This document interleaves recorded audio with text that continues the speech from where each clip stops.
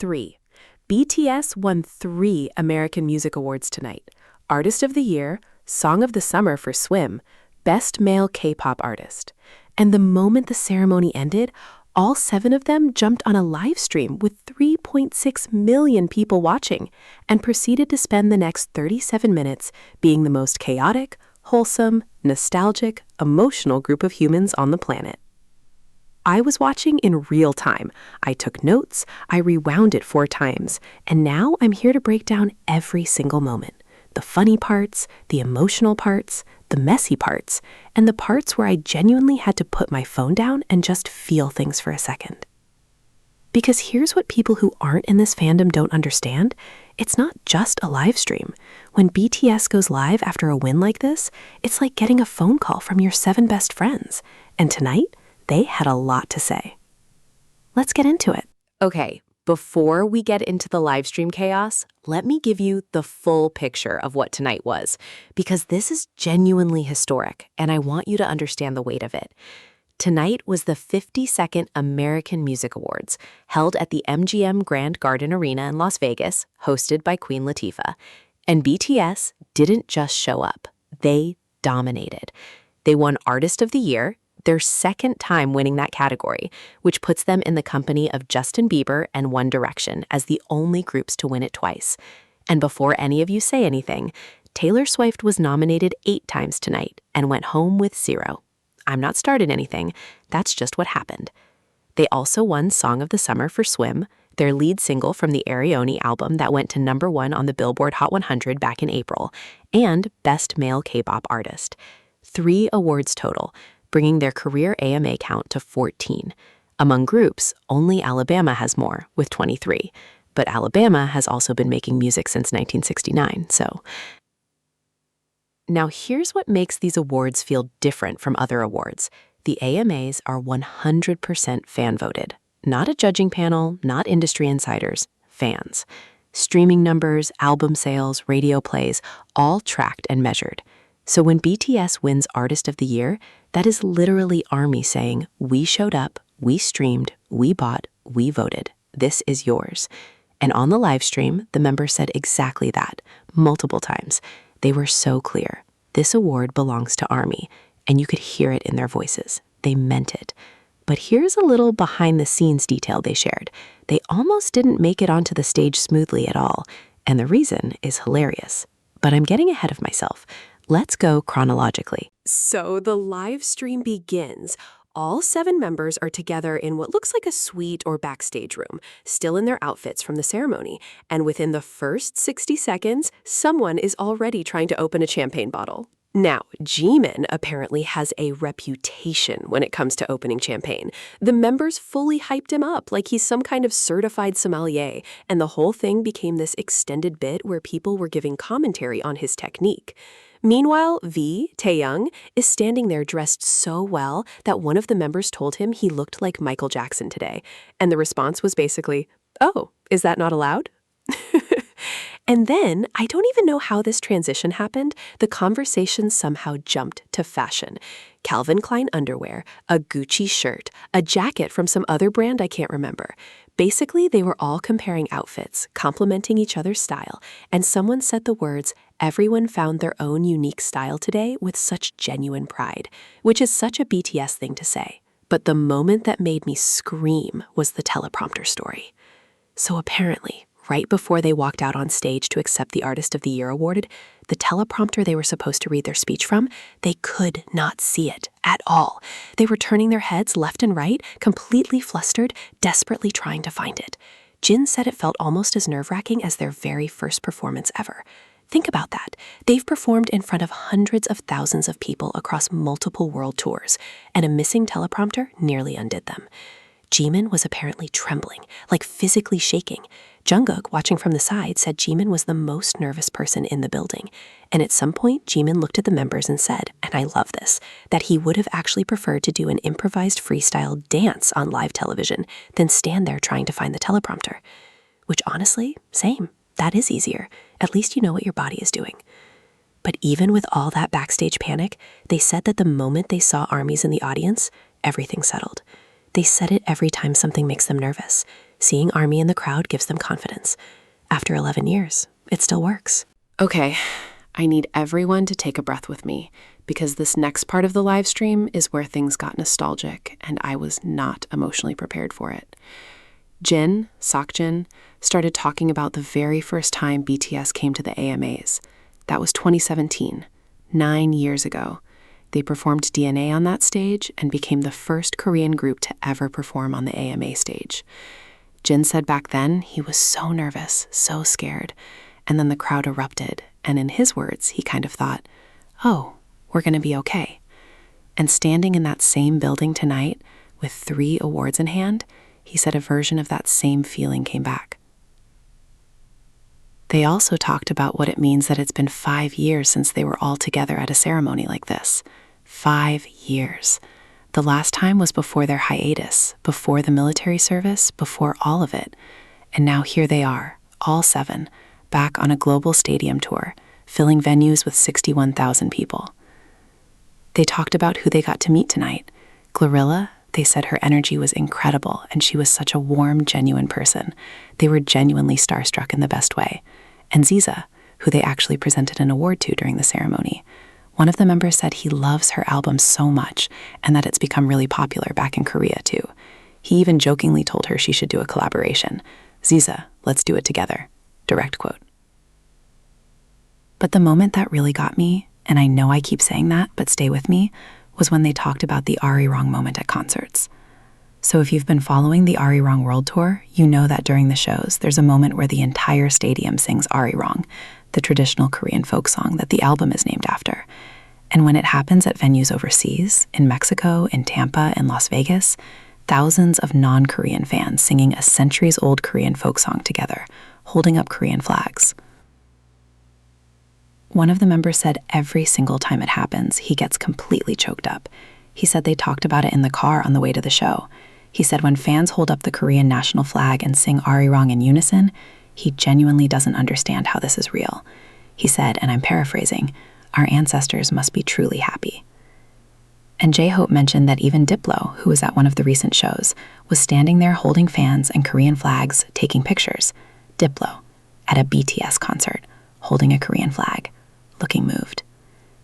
I genuinely had to pause the video and just sit there for a second. Let me give you some context here, because some of you watching might not have been following the Arirang tour from the beginning, and I want you to understand what we're talking about when they say these shows have been special.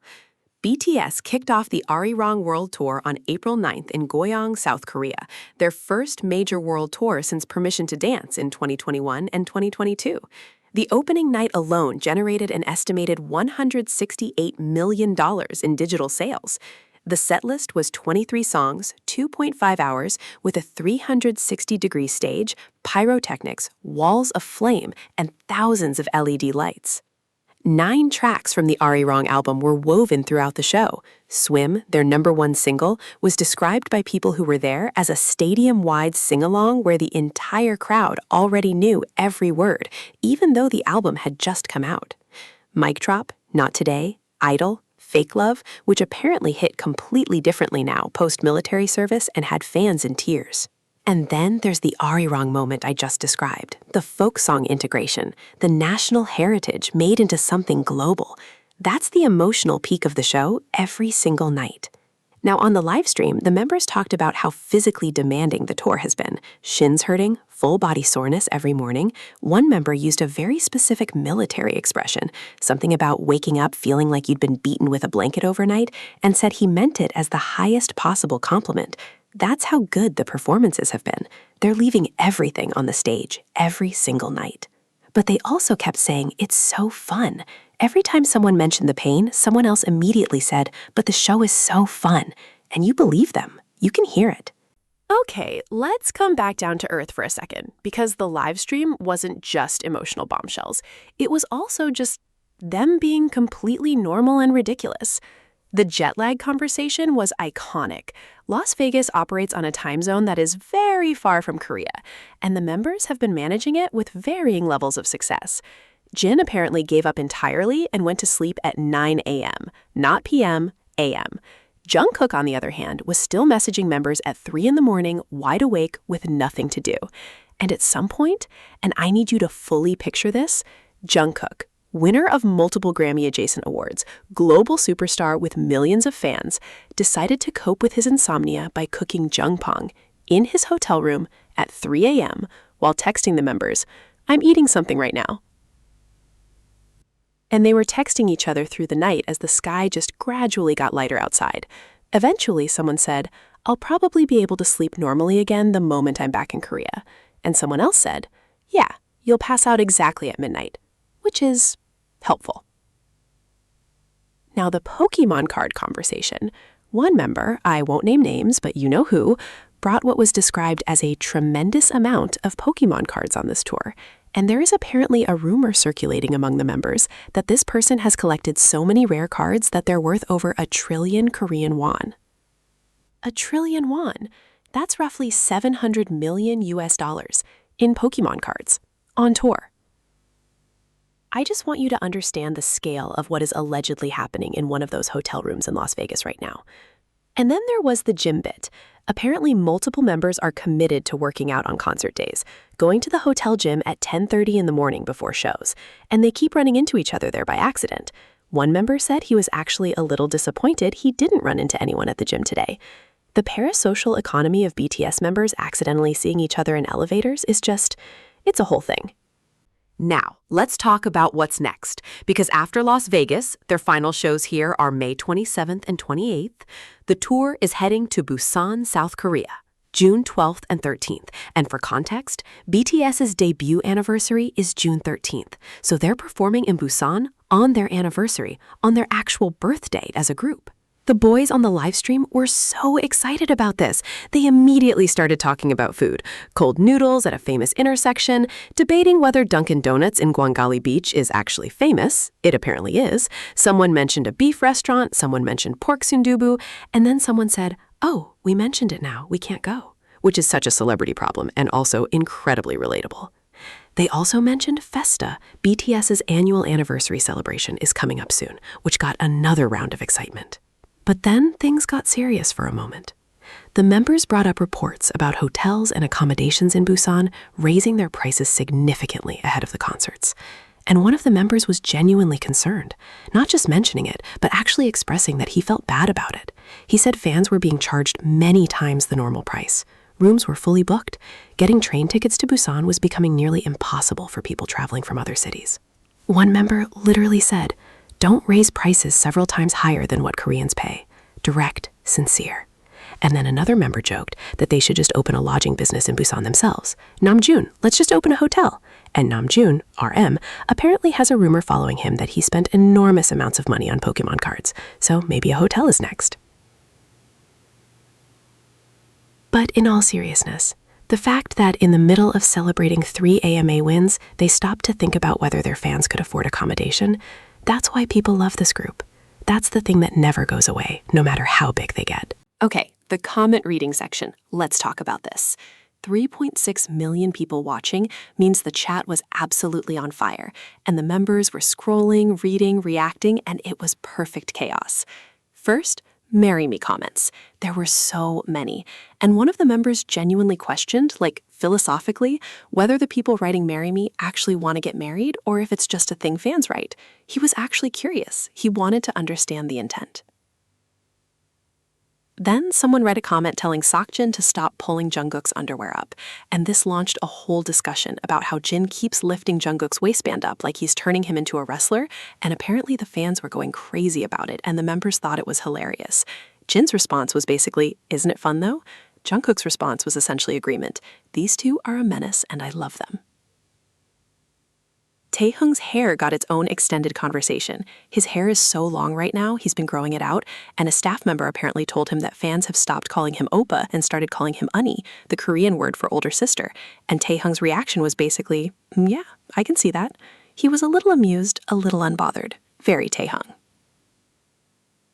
And then there was this whole conversation about regional Korean dialects, Busan dialect versus Daegu dialect, the intonation differences, someone trying to demonstrate the accent and getting it slightly wrong, someone's uncle apparently being very good at, let's say, creative language, and it turned into this whole linguistics deep dive that was both educational and chaotic. There were also fans from Poland writing in about vodka, fans from Argentina asking if they're coming, fans from Brazil saying they're waiting, and the members were making their way through all of it with so much warmth. Someone asked how to learn Korean, someone read a poetic comment about Jin that was clearly a translated fan letter, someone else wrote that Jungkook looked sexy today, and Jungkook's response was to look confused and mildly pleased. Classic. Absolutely classic. And then it ended, the way it always ends. One final champagne toast. All 7 members raising their glasses, someone counting down, the clink of glasses, and then 7 different goodbyes, some in Korean, some with hand gestures, some just with big smiles. They said they'll finish the Las Vegas shows strong. They said they're coming back to Korea. They said they love ARMY. And then they signed off. 3.6 million people watched that goodbye, and I think most of us just sat there for a second after it ended, not quite ready to close the app. Because here's the thing, BTS has been making music since 2013. They completed mandatory military service, every single member. They were gone for years, and they came back, with Airy Wrong, with Swim at #1, with a world tour across 85 shows, with 3 AMAs in one night, and they're still this. Still doing lives where they talk about Chompong and Pokemon cards, and Taeyoung being called Uni. They didn't change into something else. They just became more of what they already were. If you're new here and somehow stumbled onto this video without knowing much about BTS, hi, welcome. I hope this gave you even a small sense of why millions of people feel the way they do about these 7 people. And if you're ARMY, you already know. You felt it too. Drop a purple heart in the comments and tell me your favorite moment from tonight. Was it the teleprompter panic? The Jompong at 3 a.m.? The R Young sing-along story? The champagne? Let me know. Like the video if you enjoyed this breakdown, subscribe if you want more, and I will see you in the next one. Purple you, always.